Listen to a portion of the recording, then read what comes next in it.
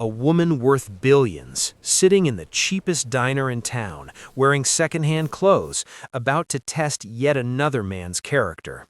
Jennifer Martinez had done this 29 times before. 29 men who couldn't see past a fake empty wallet. But tonight, when Marcus Cooper walked through that door with motor oil still on his hands, something would be different. This is the story of how a billionaire heiress discovered that the richest love comes from the humblest heart.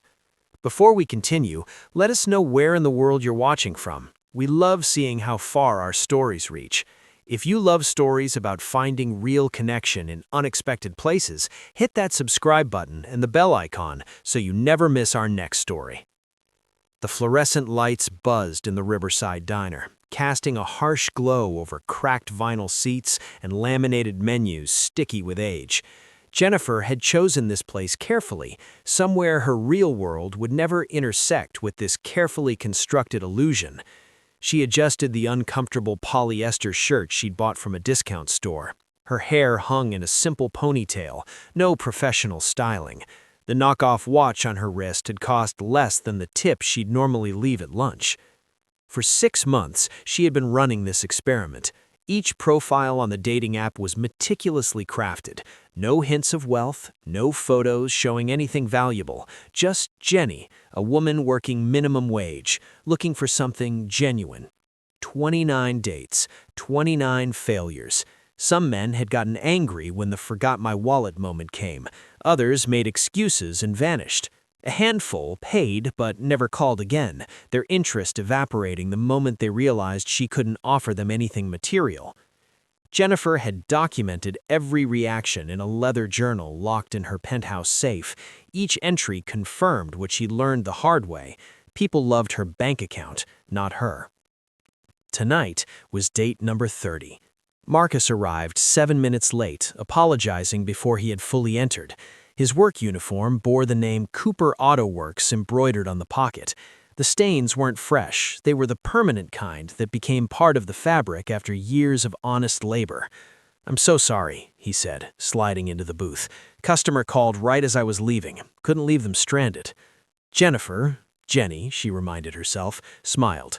"No problem at all. I haven't been waiting long." A lie. She had arrived 45 minutes early, as always, preparing for disappointment. They ordered. Marcus got a burger. Jennifer chose the soup, cheapest item on the menu. But the conversation that followed wasn't like the others. Marcus didn't perform. He didn't check his phone or scan the room for someone better. When Jennifer spoke, he listened with his full attention, like her words genuinely mattered. "So you own a repair shop?" she asked. "Own is a generous word," Marcus smiled. "The bank owns most of it, and the equipment owns the rest.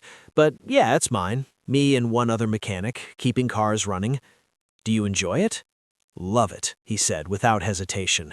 "There's something real about it, you know? Car's broken, you fix it. Someone needs help, you help them. It's honest work." Jennifer thought about her corporate headquarters, the boardrooms full of lawyers and consultants who spoke in careful ambiguities. Nothing about her world was honest in that simple, direct way. "What about you?" Marcus asked. "What do you do?"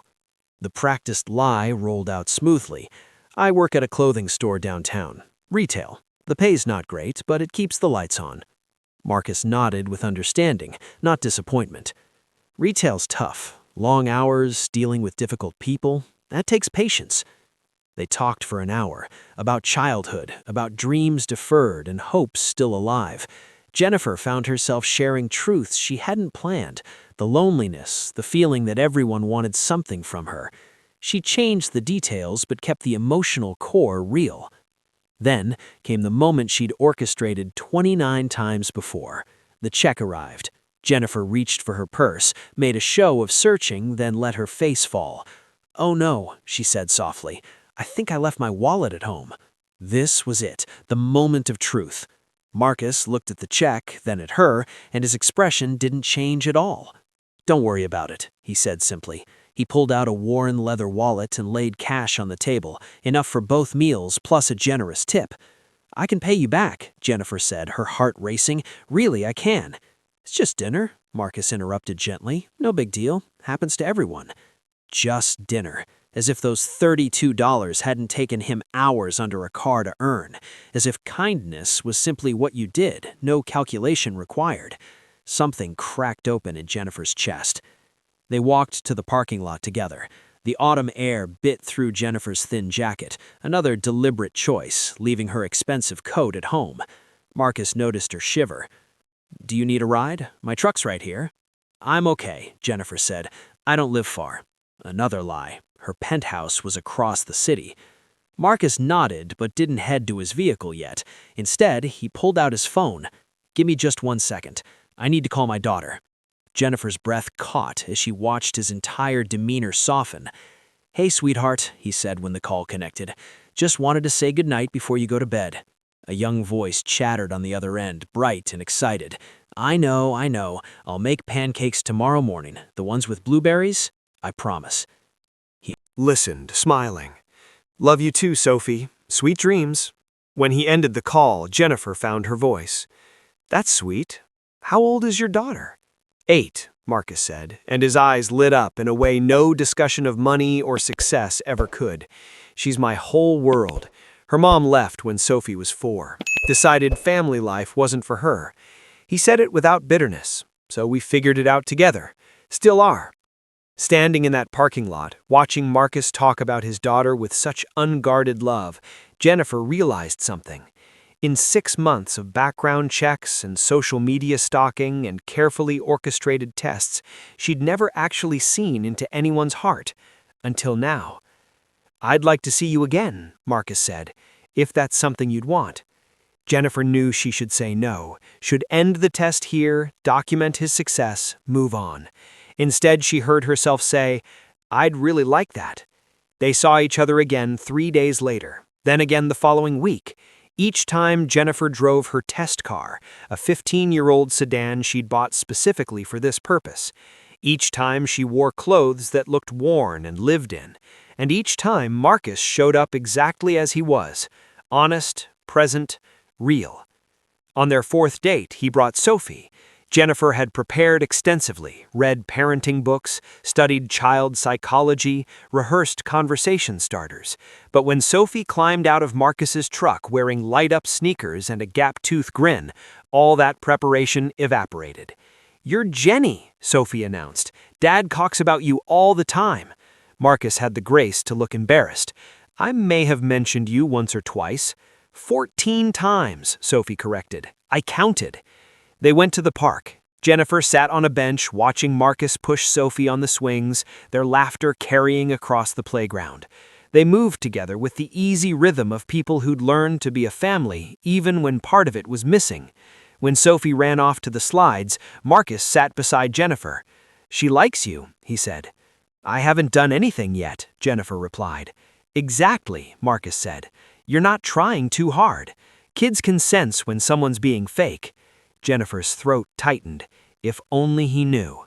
They got ice cream afterward, a tiny shop that hadn't updated since the 1980s. Sophie wedged herself between them on the outdoor bench, swinging her legs and chattering about her 3rd-grade teacher and a classmate who collected rocks. "Do you have kids?" Sophie asked suddenly, looking up at Jennifer with ice cream on her chin. "Sweetie, that's kind of personal," Marcus said gently. "It's okay," Jennifer said. She looked at those curious 8-year-old eyes that hadn't yet learned to hide what they felt. "I don't have children. I've been so focused on work that I never really thought about it." "What kind of work?" Sophie asked. Jennifer's mind raced. She'd told Marcus she worked retail, had to keep the story consistent. "I help people find clothes that make them happy," she said, which was technically true if you counted approving marketing strategies for her fashion subsidiaries. "That sounds nice," Sophie said seriously. "Making people happy is important." The simple certainty in Sophie's voice made Jennifer's chest ache.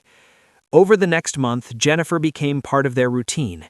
She met them for dinner at family restaurants with paper placemats and crayons, helped Sophie with math homework at the public library, sat in the waiting area of the repair shop while Marcus finished work, breathing in motor oil and listening to him speak to customers with the same patience he used with his daughter.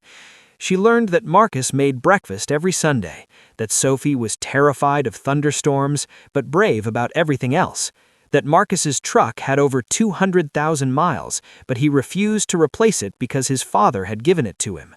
She learned what it felt like to be part of something that mattered in a way her boardrooms never had. But the lie grew heavier every day. Jennifer started making excuses at work, delegating meetings, missing calls. Her executive assistant asked if everything was all right. Her CFO wanted to know why she'd skipped 4 board meetings in a row. "I'm taking personal time," Jennifer said, which was true and completely inadequate. She was living 2 lives, and the distance between them was becoming impossible to cross. One evening, Sophie asked if Jennifer wanted to come over for dinner. "Just spaghetti," she said, "nothing fancy." Marcus extended the invitation with a careful look, like he was offering something more than a meal. "I'd love to," Jennifer said. Marcus's house was small. 2 bedrooms, 1 bathroom, a kitchen where everything was clean but showing its age. Sophie's artwork covered the refrigerator. The furniture looked second-hand but well cared for. It was nothing like Jennifer's penthouse. It felt like home. They cooked together, moving around the tiny kitchen with surprising ease. Nobody was performing, nobody was trying to impress anyone. After dinner, they watched a movie, some animated film about talking animals that Sophie had seen a dozen times.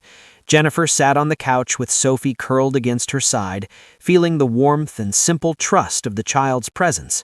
Marcus caught Jennifer's eye over Sophie's head and smiled in a way that made her forget, just for a moment, who she really was. Then her sleeve rolled up. Jennifer didn't notice at first. She was too focused on Sophie's running commentary about which character was her favorite.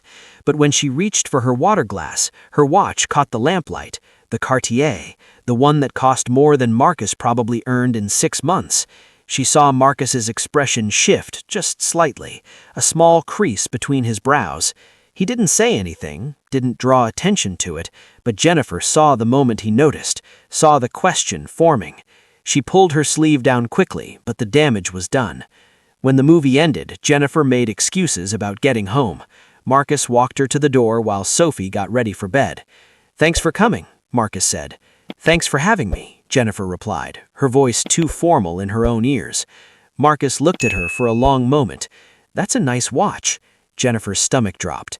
"It's a gift from—" "Long time ago. Must have been some gift," Marcus said quietly. "It doesn't mean anything," Jennifer said, which was both true and a lie. Marcus nodded slowly. "Okay," but something had shifted, some small crack in the foundation they'd been building. The next morning, Jennifer's world exploded. She was in a coffee shop, a real one, not a chain, when she saw the man with the camera, recognized him half a second too late, the paparazzo who'd been trying to get photos of her for months. The flash went off. Jennifer turned away, but it was too late. He'd gotten the shot. Her face, the coffee shop, the cheap clothes that didn't match the woman the media knew as Jennifer Martinez, tech billionaire CEO of Martinez Industries. By noon, the photo was everywhere. Social media, gossip blogs, business news sites, all trying to figure out why Jennifer Martinez was dressed like she shopped at thrift stores. By evening, someone had connected the dots. The dating profile, the pattern, the cheap restaurants, the headlines wrote themselves. Billionaire's secret poor girl act. CEO catfishes her way through dating apps. Jennifer Martinez's poverty cosplay exposed. Jennifer sat in her penthouse watching her phone explode. Calls from her PR team, texts from board members, emails from lawyers. But the message that mattered never came. Marcus didn't call, didn't text. That silence told her everything. She'd been exposed. The test was over, and she'd lost the one person who'd actually passed it. 2 days later, she drove to Marcus's house, in her real car this time, no point hiding anymore. The Mercedes looked obscene, parked in front of the modest home with its chain-link fence and patchy lawn. Marcus answered the door, his face carefully neutral. "Can we talk?" Jennifer asked. "I don't think that's a good idea," Marcus said. "Please, let me explain." "Explain what?" His voice was quiet but with steel underneath. Explain that you've been lying to me for weeks? That you dressed up like you were struggling to see if I'd pass some kind of test? It wasn't like that, Jennifer started. It was exactly like that, Marcus cut her off. I saw the articles, Jennifer, or Jenny, or whoever you actually are. You've done this 30 times, made a game out of testing people's decency. It wasn't a game, Jennifer said, her voice cracking. I needed to know. Needed to know what? If I was good enough? If I'd love you for your money? Marcus's jaw tightened. I didn't even know you had money. I just knew I liked being around you, that Sophie liked being around you. I thought you were real. I am real, Jennifer said desperately. Everything I felt, everything we had, that was real. But you weren't, Marcus said. The woman I fell for doesn't exist. She was just a costume you wore to test people like me. The word fell hit Jennifer like a physical blow. He'd fallen for her, for Jenny, for the woman who didn't exist. Where's Sophie? Jennifer asked. At a friend's house, Marcus said, and she's staying there until you leave. I can't let her get more attached to someone who's just gonna disappear. I'm not gonna disappear, Jennifer said. You already did, Marcus replied, the second you lied about who you were. He started to close the door. Jennifer put her hand against it. I know I messed up. I know I hurt you, but please understand why. I don't care why, Marcus said, and for the first time his voice rose. I don't care if you got hurt before or if men used you. You used me. You used my daughter. You made us care about someone who wasn't real. She was real, Jennifer said, but her voice had no strength left. Marcus looked at her with something that might have been pity. I need you to leave, and I need you to not come back. He closed the door. Jennifer stood on the porch for a long time, hearing nothing but silence where there used to be laughter and warmth and belonging. She walked back to her car, sat in the driver's seat. The leather was soft and expensive. The dashboard glowed with technology that cost more than everything Marcus owned. She had designed this car through one of her subsidiary companies, had picked out every detail. It felt like a prison. Jennifer drove home through streets that blurred with tears. Years of protecting herself, building walls, testing people to make sure they couldn't hurt her the way she'd been hurt before. And in the process, she'd hurt the first person who'd actually seen past all of it. The irony crushed her. She'd won her test. Marcus had passed every part of it, proved himself kind, honest, genuine, and she'd lost him anyway, because the test itself had been the problem all along. Jennifer didn't sleep that night or the next. She sat in her penthouse, surrounded by everything she'd built, and felt the emptiness of it press against her chest. Her assistant called twice. Her CFO sent urgent emails about a merger that needed her attention. The world kept turning like nothing had changed, but everything had changed. 3 nights later, Jennifer's phone rang at 11:52 p.m. Unknown number. She almost didn't answer. Hello? Is this Jenny? The voice was small and scared. Jennifer sat up straight. Sophie? I'm sorry for calling, Sophie said, tears audible in her voice. I took Dad's phone when he was sleeping. I found your number in his contacts. Sophie, what's wrong? Are you okay? I heard Dad talking to his friend, Sophie said, words rushing out. He said you lied about who you were, that you were testing him, that you're rich and were just pretending. Jennifer closed her eyes. Sophie, I don't understand, Sophie interrupted. Why would you pretend to be someone else? Did you not like us? Were we not good enough? The question hit Jennifer like a fist. No, God, no, Sophie. That's not it. You and your dad are the best people I've ever met. Then why did you lie? Jennifer tried to find words an 8-year-old could understand. I was scared. I've met a lot of people who only wanted to be around me because of my money. I wanted to know if someone could care about me without it. That's silly, said with brutal child honesty. Dad doesn't care about money. He says people are more important than stuff. Your dad's right. Then why didn't you just tell him the truth? Jennifer had no good answer. I miss you, Sophie said quietly. You made Dad smile more, and you helped with my homework, and you gave really good hugs. I miss you too, Jennifer said, voice breaking. So much. Will you come back? I don't think your dad wants me to. He's just sad, Sophie said. He gets quiet when he's sad. But maybe if you explained. There was a sound in the background, a door opening, Marcus's voice, sharp with concern. Sophie? What are you doing up? I have to go, Sophie whispered into the phone. But Jenny, I don't think you're bad. I think you just made a mistake. The call ended. Jennifer sat in the dark, holding her phone. Out of the mouths of children. A mistake, as if it were that simple. Maybe simple was what she needed. She'd complicated everything by trying to protect herself, by building tests and walls and layers of deception. Maybe the truth was the simplest thing she could offer. Jennifer pulled up Marcus's number and started typing. I know you don't want to hear from me, but Sophie just called. She's upset. I told her I made a mistake, because I did. I made a lot of mistakes, and I'm sorry. She hit send before she could second-guess herself. The response came 10 minutes later. I know she called. Found her in the kitchen with my phone. She thinks she can fix everything. Jennifer typed back. Can she? The 3 dots appeared and disappeared several times. Finally, I don't know. It wasn't a no. It wasn't forgiveness either. But it was something.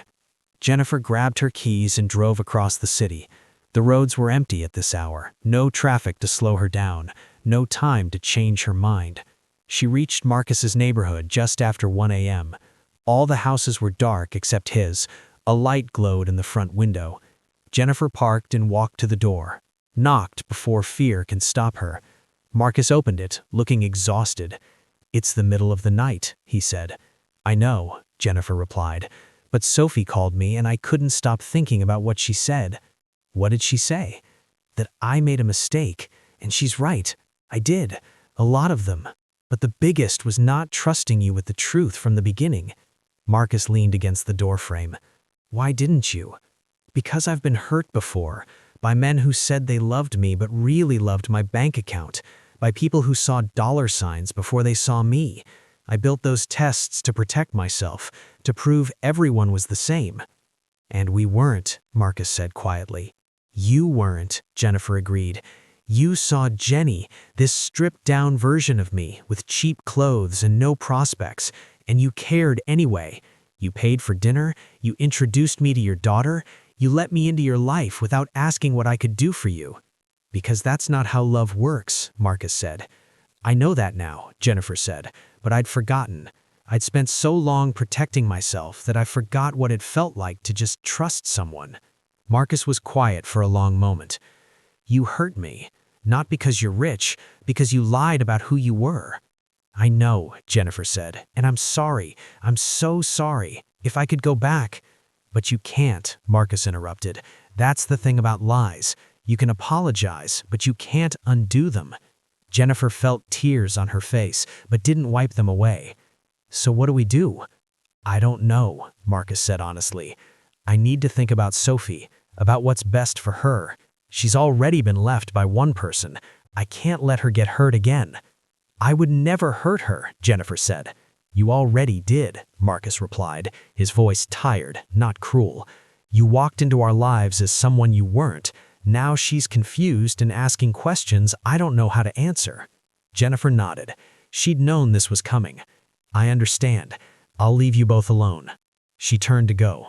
Wait, Marcus said. Jennifer looked back.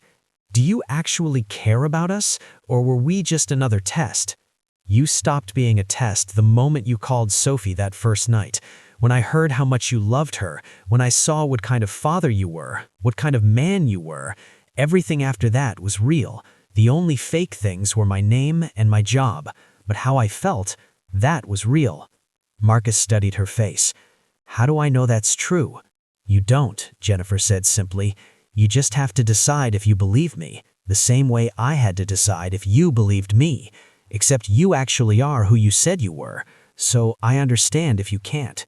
The door to Sophie's room opened. The little girl stood in the hallway in her pajamas, rubbing her eyes. Jenny? Hi, sweetheart, Jennifer said softly. I'm sorry we woke you." Sophie walked past Marcus and wrapped her arms around Jennifer. Jennifer looked at Marcus over the child's head. He was watching them with an expression she couldn't read. "Are you leaving again?" Sophie asked. "I don't know," Jennifer said honestly. "That's up to your dad." "But you don't want to leave." "No," Jennifer said. "I don't want to leave." Sophie looked at her father.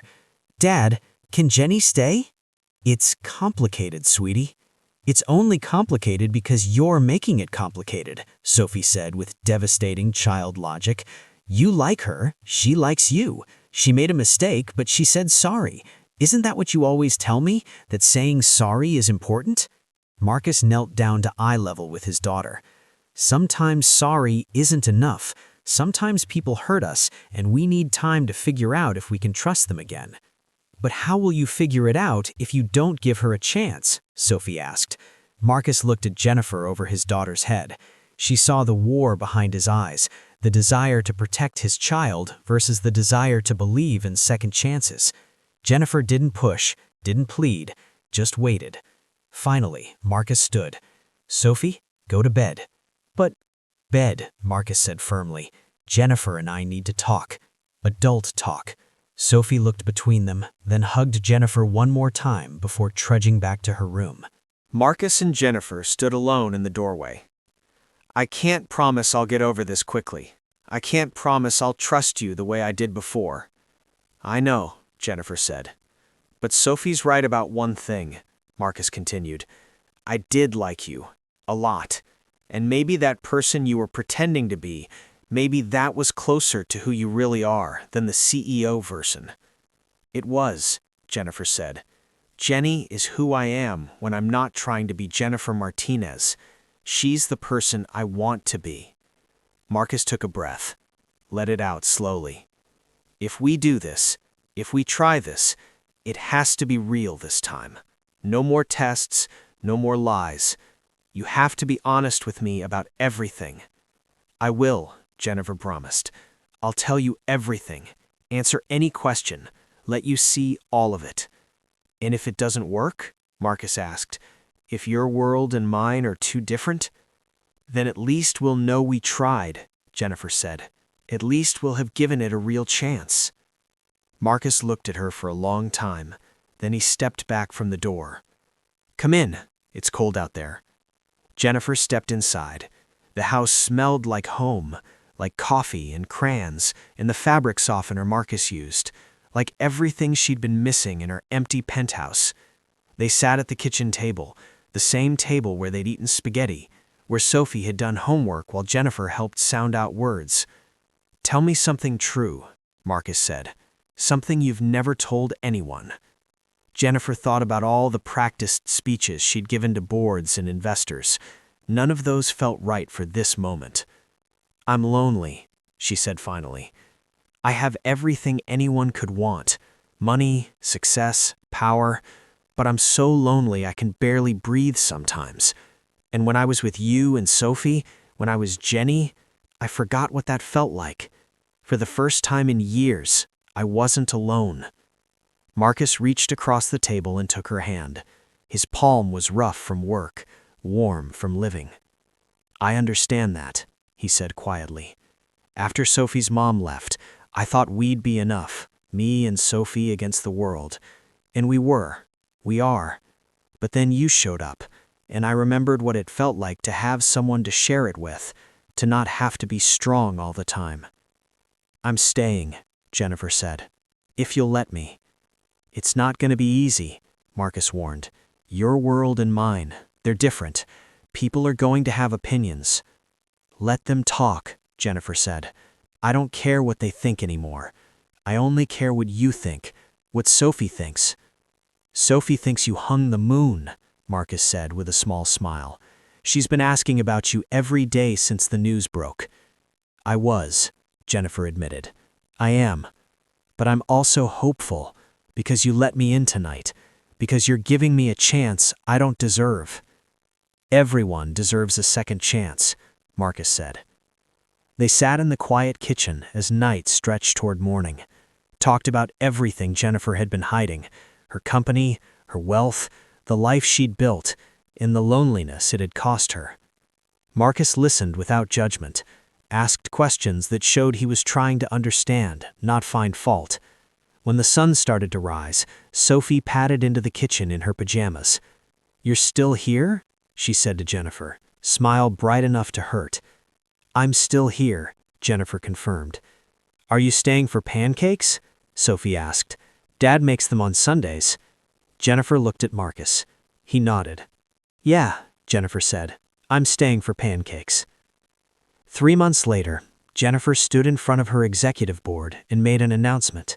She was stepping back from day-to-day operations, promoting her COO to CEO, taking on a chairman role that would let her guide the company without living in it. "I need balance," she told them. "I need a life outside these walls." Some understood. Some thought she was crazy. She didn't particularly care which. After the meeting, she drove to Marcus's garage, found him under a Chevy, music playing from a grease-covered speaker. "Hey," she called out. Marcus rolled out from under the car, saw her standing there in her business suit, and smiled in a way that still made her heart skip. "How'd it go?" he asked. "I'm free," Jennifer said. "Well, freer. I still have responsibilities, but I'm not drowning in them anymore." Marcus stood up, wiped his hands on a rag. "You sure about this? Giving up control?" "I'm not giving it up," Jennifer corrected. "I'm sharing it, trusting other people so I can actually live my life." "And what does living your life look like?" Marcus asked. Jennifer looked around the garage, at the cars waiting to be fixed, at the calendar with Sophie's soccer schedule marked in red, at Marcus standing there with oil on his shirt and love in his eyes. "It looks like this," she said, "like Sunday pancakes and homework help and sitting in this garage while you work, because I'd rather be here than anywhere else." Marcus pulled her close, careful not to get grease on her suit. "You know people are still talking, about us, about whether this is real." "Let them talk," Jennifer said against his chest. "I know it's real. You know it's real. That's all that matters." That evening, Jennifer picked Sophie up from school. They stopped for ice cream on the way home. "Jenny?" Sophie said, as they pulled into the driveway. "Yeah, sweetheart. Are you going to marry my dad?" Jennifer nearly dropped her ice cream. "Where did that come from?" "My friend Emma's mom got married. She has a stepdad now. I was wondering if you'd be my stepmom." "Would you want that?" Jennifer asked carefully. Sophie thought about it seriously. "I think so. I mean, you're already kind of like a mom. You help with homework and make sure I eat vegetables and give really good hugs." Jennifer felt her throat tighten. Those are important mom qualities. "So will you?" "That's something your dad and I would have to talk about," Jennifer said. "If we decide to get married, you'll be the first to know. Promise." Inside, Marcus was making dinner. Jennifer came up behind him and wrapped her arms around his waist. "Jenny asked if I was going to be her stepmom," Jennifer said. Marcus turned around. "What did you say?" "That we'd have to talk about it." "So, do we need to talk about it?" Marcus cupped her face in his hands. "I love you. Not Jennifer Martinez, the CEO. Not Jenny, the woman who pretended to be poor, just you, the person who shows up and stays, who loves my daughter like she's your own, who learned to trust again even though it scared you." "I love you too," Jennifer said. "Both of you. You taught me what actually matters, not tests or walls or protection, just this, being brave enough to let people in." "So yes," Marcus said, "we should talk about it, but maybe not right now. Right now, I just want to have dinner with you and Sophie and remember that sometimes the best things in life don't come from tests or plans. They come from taking a chance on someone who walks into a diner with a grease-stained shirt and orders a burger without looking at the prices." Jennifer laughed, kissed him, let herself be happy in a way that didn't require performance or protection. Later that night, after dinner and dishes and getting Sophie to bed, Jennifer and Marcus sat on the front porch. The neighborhood was quiet. Lights glowed in windows up and down the street. Ordinary lives being lived in ordinary houses. "I never thought this would be my life," Jennifer said. Sitting on a porch in a regular neighborhood with a mechanic and his daughter? Disappointed? Marcus asked. The opposite, Jennifer said. I spent years building an empire, achieving everything I was supposed to want, and I was miserable. But this? Sitting here with you? This is everything. Even though I can't buy you expensive things, Marcus teased. Especially because of that, Jennifer said. Because it means you loved me when you thought I had nothing. You passed the test without even knowing there was one. So no more tests? Marcus asked. No more tests, Jennifer agreed. Just trust. Just showing up. Just being real with each other. I can do that, Marcus said. Jennifer leaned her head on his shoulder, looked up at the stars barely visible through the city's light pollution. She thought about the 29 men who'd failed her tests, thought about how close she'd come to losing the 30th because the test itself was the problem. She'd been looking for someone who would love her without her money, but what she'd really needed was to learn to love herself enough to let someone in, to trust that she was worth more than her bank account, that kindness and honesty and showing up mattered more than any test she could design. Marcus had taught her that. He and Sophie both. They taught her that the strongest thing she could do wasn't building walls. It was taking them down, being vulnerable enough to say, I'm scared and I'm lonely and I need you. That was the real test. And finally, after 30 tries, Jennifer Martinez had passed. So, what do you think? Did Jennifer deserve a second chance? Have you ever had to learn that protecting yourself can sometimes mean pushing away the very thing you need? Drop your thoughts in the comments below. And if this story touched your heart, please give it a thumbs up and share it with someone who needs to hear it. Remember, the strongest walls we build are often the ones that keep out exactly what we're looking for. Sometimes the bravest thing we can do is let someone in. Thanks for watching, and I'll see you in the next story.